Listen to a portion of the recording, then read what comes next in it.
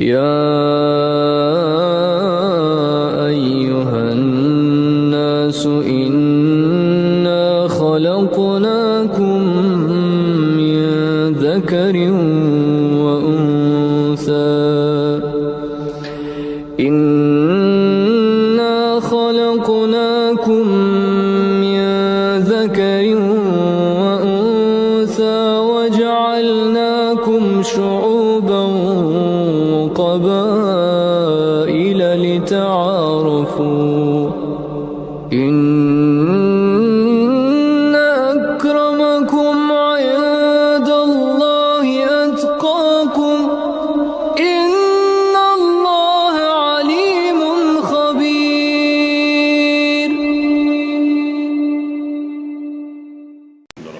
عقيدتنا في الإمامة في بند من دنك إمامات نعتقد في بو أن الإمامة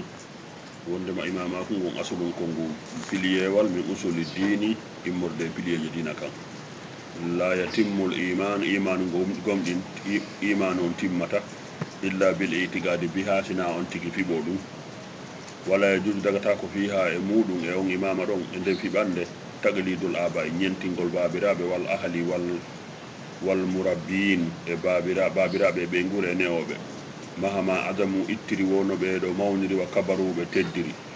bal ko wurin yajibu no waɗɗi annadiru fiha darugol e muɗum kama yajibu no waɗɗori annadiru darugol fi tawhidi wan nubuwa ɗa ɗo a taskade mum wona ɗo a taskorde ɗano wa alal agalli ko ɓuure fandude kon annal itigada no fiɓa gongol bi firaki zimmatil mukallafi saabu yeewingol ko waɗɗi hellifaɗo on kon minat takalifi shar'iyya immorde waɗɗi ɗi sariya ɗin almafrudati farlaɗe ɗin alayhi e makko yata waqqafu ɗum ɗo hino tabitiri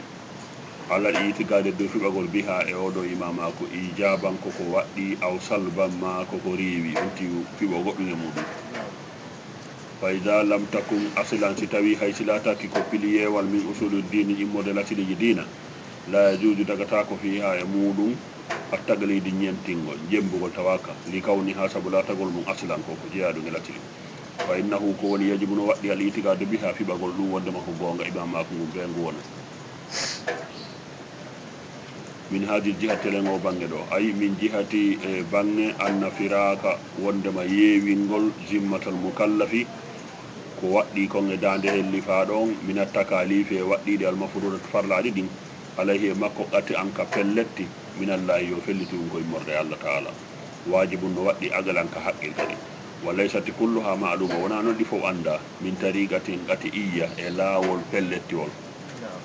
wala budda feere o ala minat rojo immorde yiltitagol fiha e muɗum ila man no naqta e faade on mono taƴana en mono fellitana en bi firaki zimma e itti yeewingol ko waɗɗi ko yani ɓortagol ɓoggol ngol wiyete firaki zimma bitti bayi e jokkugol ɗum amma imamujo on ala tariqatil imamiyya ka lawol imamiyankoɓe a gayrihi ala tariqati kayri e dow lawol woɓɓe goo kama na atagidi no fiɓorɗen annaha wondema imamako ngu kannu buwa ina waywa annabako ngu lutu fun ko newende min Allah immorde Allah taala fala budda feere ala an yakuna ka laato fi kulli asirin jamanu wo jamanu imamu haadin imamu fewnowo no woodi yakhlifu nabiyi lontiɗo nelaɗo yukhlifu nabi mo lonto nelaɗo fi wadaifi ka golle nelaɗo min hidayatil basari immorde fewnugol ɓandin toon nder serga yonnema fewnugol ɓandin ke on wa irsadehum e tindingol ɓe ila ma fihi salah e faade ko moƴƴere woni e muɗum wa sa'ada e malal fi nasi'atayni immorde e gurdaji ɗin ɗi ɗinon adna e lakara wala huno wodani oɗo ma linnabiyi ko wodannelaɗo ko minal wilayati immorde e yiɗede al'ama huɓitugo yani wilaya oɗo ko kuyete laamagol ma commandagol commandande al'ama huɓitude aɗanna sewre yimɓe ɓen wattadi bire taskagol su'unohum alhaaliji maɓɓe ɗi wo misali no moƴƴiri maɓɓe ɗi wa jamatul adili baynahum e ñinnugol nundal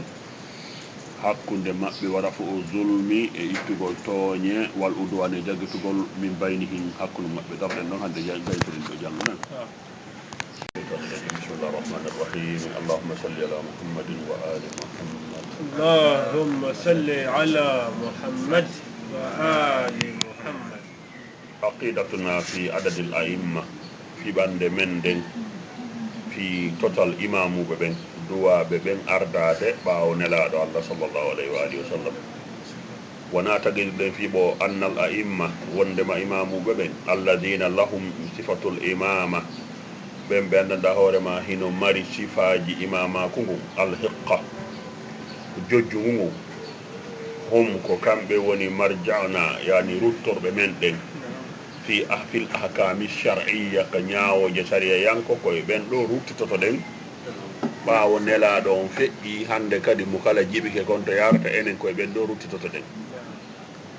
almansusu ɓe andanɗa hoorema hino toɗɗa alayhin e dow maɓɓe bil imamati imamaku ngun ko ɓen ɗon nelaɗo sallllahu alayhi wa sallam toɗɗino wondema wona imamu jama on ɓawa maɓɓe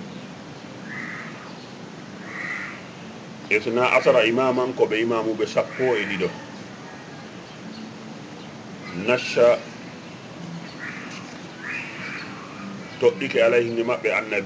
annabijo on sallllahu alayhi wa alihi jami'an ɓe fop be asma'ihin nelaɗo noddiriɓe inde maɓɓe ɗen nelaɗo noddiriɓe inde maɓɓe ɗen sen yeehi ka defte meɗen daren alkafi lil kulayni ina ɗon kaɓe addi hadis ka nelaɗo toɗɗi inde maɓɓe 10 noon sen yeehi ka defte ahlu sunna yahen dalailul imama li tabari on ɗon no filli ndaren yanabiul mawaddat lil ɗandusiyul hanafi on ɗon kadi no filli yahen ka nurul absari li sablanji on ɗon kadi no filli yahen ka faraidu simtayni on kadi no filli ka nelaɗo toɗɗi wondema lontotoɓe ɓe ɓen koɓe 12 ɓe noddinde maɓɓe ɗen tawi ko ɓeɗo imamuɓe ka ahlul bayt ala nahawi taali ala nahawi summa nassal kana ɗon mbiyasima hin summa nassa almutaqaddimu minhu ala man ba'dahu yilti kadi ha hin kala imamujo fewdiɗo o toɗɗo arowo ɓawa makko on ɗo yo feƴƴude ala nahawil aati wano noone woni arde ɗo ni arana maɓɓe on mo nelaɗo toɗɗino ara nun noon ko aboul hasan ali bun abi talibin al murtada hikki ɗon abou mouhammadou alhasanu bun ali alzakiyu hikki ɗon abou abdoullahi l husayne bun ali sayidu shuhada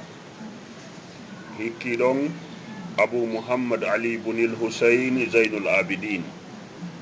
jowa ɓon abou jafar mouhammadou bun ali albaqir jeega ɓon abou abdoullahi jafar bun mouhammadou assadig jeɗɗa ɓon abou ibrahima moussa bun jafaru alkasimu jerta ɓon aboul hasan ali bun moussa arrida jeenaya ɓon abou jafar mouhammadou bun ali aljawad sappa ɓon aboul hasan ali bun mouhammadou alhaadi sappo e go'a ɓon abou mouhammadou alhasan bun ali al ashkari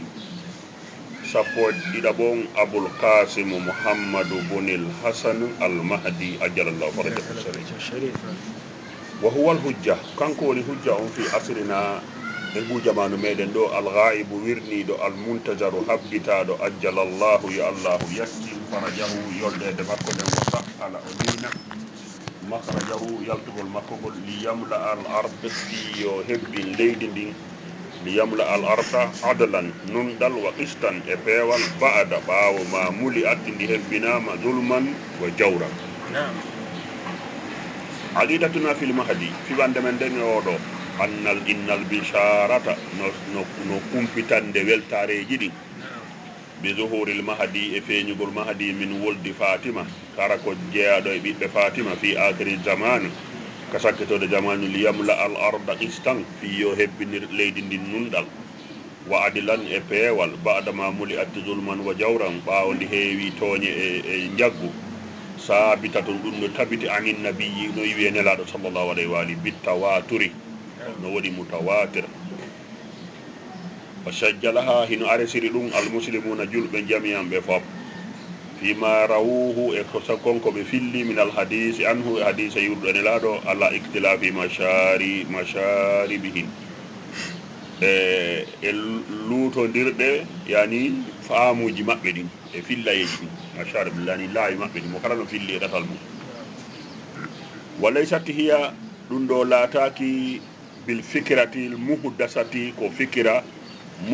mustahdasati ko fikira fuɗɗaɗo ma sincaɗo inda shi'a wona shi'a fuɗɗi ɗum de dafa ilayha intisaru zulmi yani hino duñi sabu ɗum ɗo sakagol tooñe wal jawri fa halimu bi zuhuri man yuzhiru l arda min rejisi zulmi yani ɓe woodi kamɓe shi'aɓe ɓen wondema goɗɗo feeñoyay e leydi ndin man yutahhiru l arda on mono laɓɓina leydi ndin min rejisi zulmi immorde e soɓe tooñe ɗen kama yuridu wano allah faalira noon an yusawwiraha ba'dal muqadan an kama yuridu an faalira an yusawwiraha nde mbaadinta ɗum ɗon kadi ba'dul muqalitina goto e yimɓe ɓurtinoɓe ɓen gayrol munsifina ɓe wona laaɓuɓe e fondoji mum ɓe fira ɗum firago kadi ɓe bonna mana on walawla suboti sinade tabutude sina tawde ɗum tabuti fikiratul mahdi fikira wondema mahdi feeñay ɗum tabiti anin nabi iwenelaɗo sallllahu alayhi wa alihi ala wajihin arafaha jamil muslimina e telen bange tawata julɓe fof no anndi wata shabba'at ɗum woni ko sakiti tabiti fi nufusin ka wonkiji maɓɓe wa'ataga duha ɓe fiɓi ɗum lama kana latano ko yatamakkana no weeɓana mudda yani mada ul mahdi nodditotoɓen mahdi ɓen fil qurunil ula gilandema ha guila arane kal kaysaniya wano ɓe ngol defedde wetende kaysaniya e wal abbasiyina e abbasiyankoɓe wa jumlatu min al ulwiyina e dental tawaɓe ko alawiyankoɓe wa gayrihin e ko wona ɓeɗo min khidiati nasi e yimɓe ɓe anduɗa hoorema ko janfotoɓe wastiglali hadil aqida e saabu sokolirgol oɗo aqida fihin e maɓɓe talaban ka ɗaɓɓugol lil mulki fi laamu wassaltan ɓeɗo kamɓe kako wonnoɓe contre feeñugol mahdi fi yo laamu maɓɓe tabitu e fi supportere maɓɓe tawtuɓe fa jaalu ɓe waɗi iddi ahum nodditagol maɓɓe almahadiya ɓe noddito ɓe waɗi buyyalte e kaysaniya e abbasiya e alawiya nodditiɓe mahdi inna ko min wiyete mahdi fi affaire laamu e ñaamu ko iddi ahum nodditagol maɓɓe almahadiyatil kasiba fenuɗo tarigan ɗum woni laawol li ta'thiri fi yo battingal al ama e dow yimɓe ɓe fof wa basta nufuduhum alayhim ɓe weeɓitana ɓe faaleji maɓɓe ɗin e dow maɓɓe mo kala en to ko wona goɗɗo nodditiɗo fewn ɗo ka tawya ko min woni maadi goɗɗo an daytir jawle ko woni natude ɗo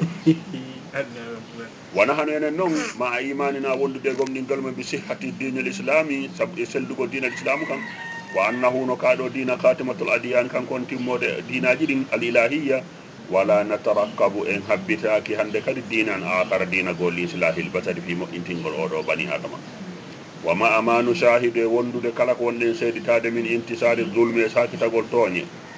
wastishra'il fasadi e sakitagol bonondaji fil alami ka tagore ɗo ala wajihi e dow bange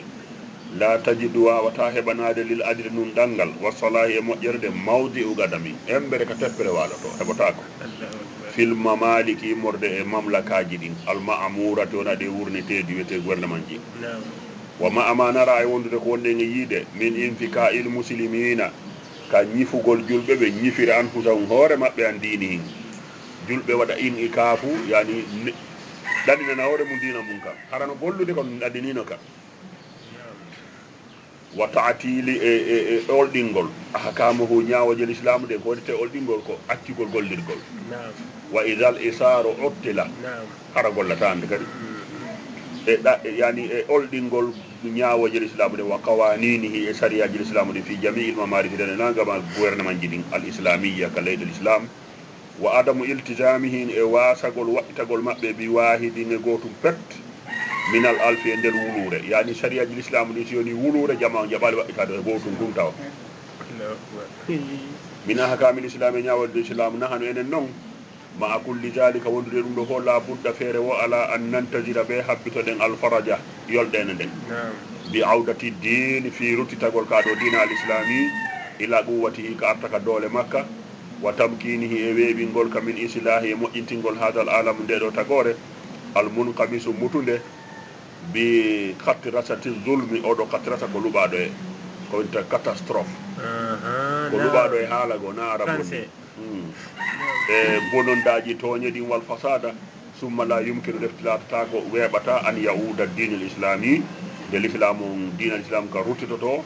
ila quwwatihi faade doole makka wa saytaratihi e wurtagol makka alal basari dow ɓandike on amatan ɓe fou yani no waɗen ɗo ni en wata nabude dina kanka wurto e atnan fo julɓe yimɓe fof wona julɓe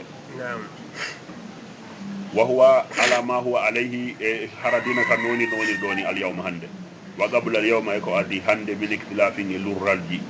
mu'tani qiyya yondinoraɗi fi gawanini yani mo kala no yondinori fedde mum fi gawanini e sariyaji muɗum wa kame ñaworeji wa fi afkarihim e ɓijande maɓɓe an e dina kam wahum kamɓe ala ma hum alayhi ɓe woni ko ɓe woni ko hande al yawma wa qabla al yawma e ko adi hande min al bidai immorde piiji sincaɗi wa taharifati e oñandeji fi gawaninihi e sariyaji dina kam wa dalalati e majjereji fi iddi a ati nga leddi tandeji maɓɓe mo kala hinna kañum jogui dina laaɓa kakan naam la yumkinu latata ko an yauda din de dina kan arta ila quwwatihi ka doole makka arana illa iza zahara sina tawa feeña ala ra'si e hoore dina kam muslihun azimu moƴƴinowo mawnuɗo yejima o moɓidira alkalimatu konngol ngol waya rudda o ruttita o pottina aniddide dina kan tahrifil mubtilin o yani oñandeji bonnoɓe ɓen wa yubtili o bonna ma ulsiga bihi ko nota e dina kan kon ma ulsiga bihi ko nota e dina kanko minal bidai e bidiaji wattaɗi donginne ko sunna en daari fewndo ko wiyete ko sunna kon fof en daari temedere en tawa ko gotum kusi wonay toon sunna ko heddi ko fof ko ma ulsiga yani biddin minal bidai ko ɓuuri sattude noon wiyoɓe ɓen no contre bidia hum munhasimina fil bidia kamɓe he mutgatere bidia ɓe sonkatoɓe fi bidia goɗɗo nawni waali wata ɓantude o rew nayiɗa ñawɗo no yan satti ka naam wa dalalati majjere bi inayati rabbaniya hara noon oɗo ko honno ittita ɗum ko inaya rabbaniya ko ballalji allah yankoji ko allah jonta bo doole ɗen wa bi lutufin ilahiyin e newede allah yankore li yaji allah minhu fi yo waɗe ɗum saksan neɗɗo allah waɗay ɗum neɗɗo saadiyan fewnowo mahadiyan fewɗo fewnowo lahu wonande kaɗo dina هذه المنزلة العظمى أو بلاس برد مولد والرئاسة العامة هورياغال هوبيتونغال والقدرة الخارقة كودوري فيدو ميجو سيتي خارقة ليملا الارض في يوهبندي ليملا الارض في يوهبندي دو ليدي قسطن نون دال وعدلان اي وال بعد ما مولي اتبايدي هبنا ما ظلمان توني وجورا ذلك دو ذكرى المهدي دوغي دفتر يا أيها الناس إنا خلقناكم من ذكر وأنثى إنا خلقناكم من ذكر وأنثى وجعلناكم شعوبا قبائل لتعارفوا